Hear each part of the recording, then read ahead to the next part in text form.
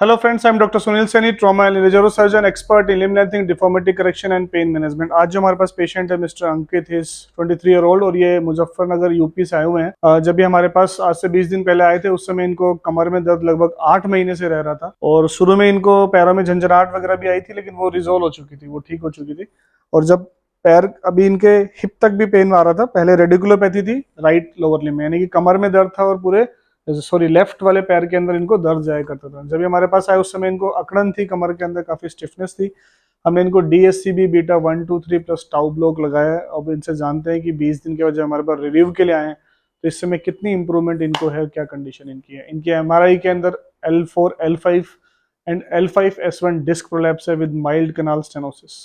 सो अंकित, अब क्या क्या क्या प्रॉब्लम थी आपको पहले शुरू में? सर एक तो मेरे पैरों में सर दर्द ज्यादा था, बहुत ज्यादा। और कमर बहुत ज्यादा टाइट रहती थी। अकड़न रहती थी हाँ कमर सर, में। मुड़ा भी नहीं जाता था, पैर भी बहुत कम उठता था। ओके। और अब मुझे 70 से 80% रिलीफ है। 70-80% यस रिलीफ है। सर। आपको तकलीफ कितने समय से चल रही थी?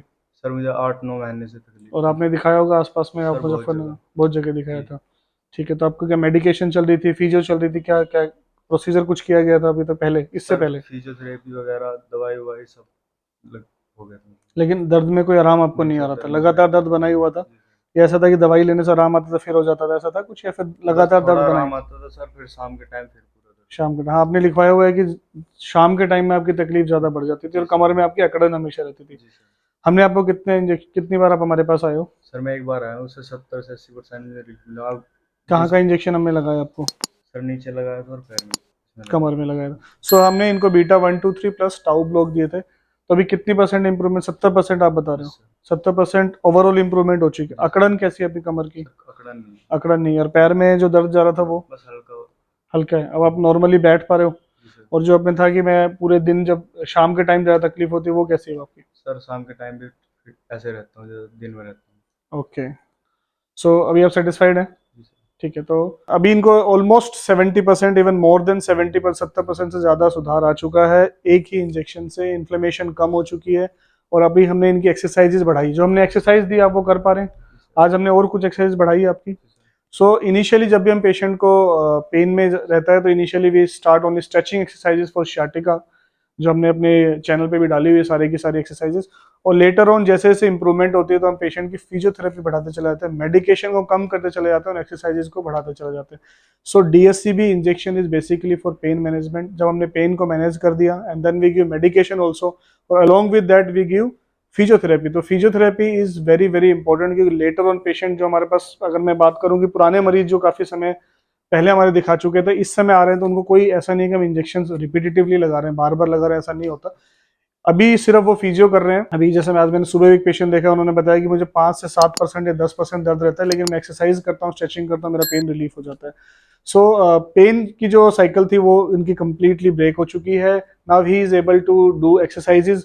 तो लेटर ऑन पेशेंट को सिर्फ अपनी रिहेबिलिटेशन, लाइफस्टाइल मॉडिफिकेशन और एक्सरसाइजेज ही करनी पड़ती है, उसी से पेशेंट ठीक रहता है। और कोई इसमें एडिशनली हमें कभी भी किसी और एक्स्ट्रा इंजेक्शन की जरूरत नहीं पड़ती। सो DSCB पेन मैनेजमेंट से 90% of disc problems with sciatica, specially younger patients के अंदर, जो भी यंगर इंडिविजुअल्स हैं जिनकी उम्र 45 साल से कम है, उसमें 90% मरीजों को बिना ऑपरेशन के ठीक किया जा सकता है, अगर वो सही समय पे इंटरवेंशन ले रहे हैं तो। DSCB injection can be given in lot of problems, जैसे कि डिस्क की समस्या, लंबर स्पाइनल में जो हमारी लंबर स्पाइन में सबसे कॉमनली डिस्क प्रोलैप्स होती है, वहां पे sciatica pain, frozen shoulder, cervical spondylosis, tennis elbow, इन सारी कंडीशन के अंदर इसको दिया जा सकता है। इसमें किसी प्रकार का कोई भी साइड इफेक्ट नहीं है। The beauty of injection is that इसको मल्टीपल टाइम्स रिपीट किया जा सकता है। इसके साथ में पेशेंट को एक्सरसाइजेज देते हैं, मेडिकेशन देते हैं, रिहेबिलिटेशन, लाइफस्टाइल मॉडिफिकेशन, सारी चीज़ों को मिलाने के बाद पेशेंट ओवरऑल ठीक होता है। और लॉन्ग टर्म में पेशेंट सिर्फ एक्सरसाइज करता है। बहुत लोग सवाल पूछते हैं कि मैं परमानेंटली ठीक हो जाऊंगा, तो यंगर पेशेंट्स परमानेंटली ठीक हो जाते हैं। ओल्डर पेशेंट्स की बात बिल्कुल अलग होती है, क्योंकि उनके अंदर डिजेनरेटिव स्पाइन डिजीज होती है।